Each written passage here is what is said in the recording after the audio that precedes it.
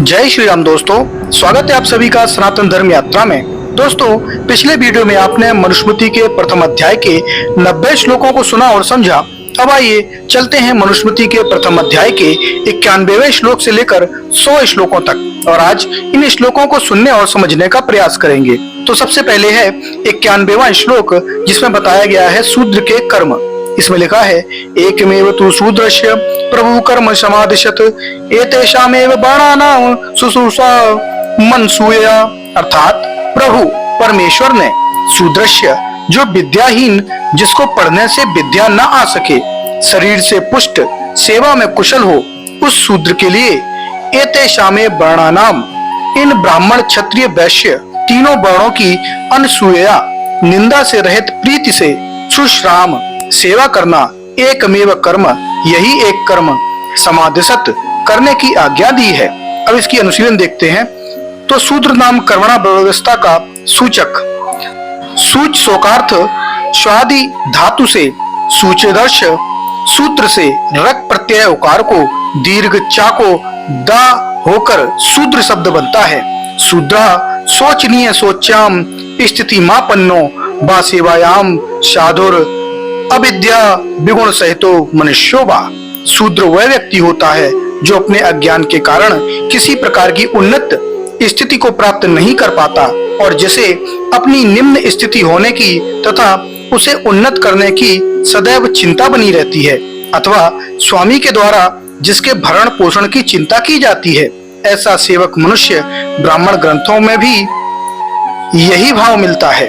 अस्तोबा एव शंभूतो यत शूद्रः अशता अविद्यात, अज्ञान और अविद्या से जिसकी निम्न जीवन स्थिति रह जाती है, जो केवल सेवा आदि कार्य ही कर सकता है, ऐसा मनुष्य शूद्र होता है। शूद्र के कर्तव्यों के प्रसंग में शूद्र के प्रति मनु की धारणा क्या है, इस बात पर भी प्रकाश पड़ जाता है। मनु ने वहाँ शूद्र के लिए शुचि यानी पवित्र शरीर एवं मन से उत्कृष्ट शुश्रूषु, उत्तम सेवा करने वाला जैसे विशेषणों का प्रयोग किया है। इससे स्पष्ट होता है कि मनु की शूद्र के प्रति हीन भावना नहीं है। सबकी सेवा करने वाला व्यक्ति अपवित्र कैसे कहा जा सकता है? शूद्र जन्मना नहीं होता, किंतु वह व्यक्ति शूद्र होता है जो उपनयन में दीक्षित होकर ब्रह्मजन्य अर्थात वेदाध्ययन रूपी द्वितीय जन्म को प्राप्त नहीं कर सका। द्विजों को द्विज इसलिए कहा जाता है कि उनका अध्ययन रूपी दूसरा ब्रह्म जन्म उपनयन के समय होता है। द्विजायते इति द्विजा, शूद्र का यह दूसरा जन्म न होने के कारण इसका पर्यायवाची शब्द एक जाति यानी एक जन्म वाला है। इससे सिद्ध हुआ कि मनु जन्मना नहीं बल्कि व्यक्ति को कर्मणा शूद्र मानते हैं। देखिए, मनु ने यह मान्यता 10वें अध्याय के 4थे श्लोक में भी प्रकट की है। चतुर्थ एक जाति शूद्रः, वह उत्तम कर्मों से उच्च वर्णों को भी प्राप्त कर सकता है। शूद्र के कुछ विस्तृत कर्तव्यों का वर्णन 9वें अध्याय के 334वें और 335वें श्लोकों में है। उन श्लोकों में मनु की शूद्र संबंधी यह मान्यता और भी स्पष्ट हो जाती है कि वे शूद्र को जन्मना नहीं मानते तथा न घृणास्पद मानते हैं। सब अंगों में मुख की श्रेष्ठता एवं तद्वत ब्राह्मणों की श्रेष्ठता और महत्ता का वर्णन, ये आपका 92वां श्लोक है। इसमें लिखा है, ऊर्ध्वं नामेत्रः पुरुषः परिकीर्तितः तस्माने दत्तम त्वश मुक्तम स्वयं भुवा। अर्थात नाभे ऊर्ध्वम, नाभि के ऊपर, पुरुषः पुरुष शरीर की, मेध्यतः परिकीर्तितः अपेक्षाकृत अधिक पवित्र माना गया है। तस्मात् इस विचार के अनुसार स्वयं भुवा ब्रह्मा ने अस्य मुखम, इस पुरुष के मुख को मेध्यतम उक्तम, सर्वाधिक पवित्र कहा है। उसके बाद 93वां श्लोक है। इसमें लिखा है, उत्तमांगो बाज्यणाम ब्रह्मस्यैव धारणात् शवस्य वास्य सर्गस्य धमतो ब्राह्मणः प्रभु। अर्थात उत्तम मांगो उद्भवात, उत्तम अंग मुख से उत्पत्ति होने के कारण, ज्येष्ठयात चारों वर्णों में सबसे पहले उत्पन्न होने से या सबसे बड़ा होने के कारण, चा और ब्रह्मणा धारणात वेद को धारण करने के कारण, अस्य सर्वस्य एव सर्गस्य इस संपूर्ण संसार का ही ब्राह्मण धर्मता धर्म से प्रभु स्वामी है। उसके बाद 94वां श्लोक है, इसमें लिखा है तम हिम स्वयंभू स्वादास्यात् पस्त स्वादिष्टोत सृजतः हव्य कव्याव्याह सर्वस्य च गुप्तये।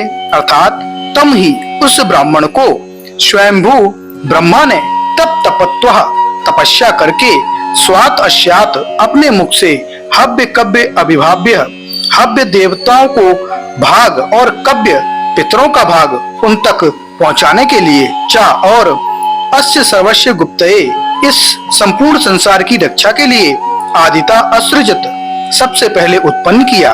उसके बाद 95वां श्लोक है, इसमें लिखा है यस्यासेन सदा शन्ति हव्यानि त्रिदिवोकशः कव्यानि चैव पितरा किम भूतमधिकम ततः। अर्थात यस्य आसेन जिस ब्राह्मण के मुख के द्वारा त्रिदिवोकशः देवता लोग हव्यानि हव्य भाग को च और पितरा कव्यानि पितर लोग कव्य भाग को सदा अशंसन्ति सदा खाया करते हैं तथा अधिकम के भूतम उससे अधिक श्रेष्ठ कौन प्राणी होगा। उसके बाद 96वां श्लोक है भूतानां प्राणिनः श्रेष्ठा प्राणिनः बुद्धिजीविनः बुद्धिमस्तु नरा श्रेष्ठा नरेषु ब्राह्मणा स्मृतः। अर्थात भूतानां प्राणिनः श्रेष्ठा सभी स्थावरों और जंगम भूतों में प्राणधारी जीव श्रेष्ठ हैं। प्राणिना बुद्धिजीविना प्राणधारियों में बुद्धि से कार्य करने वाले जीव श्रेष्ठ हैं।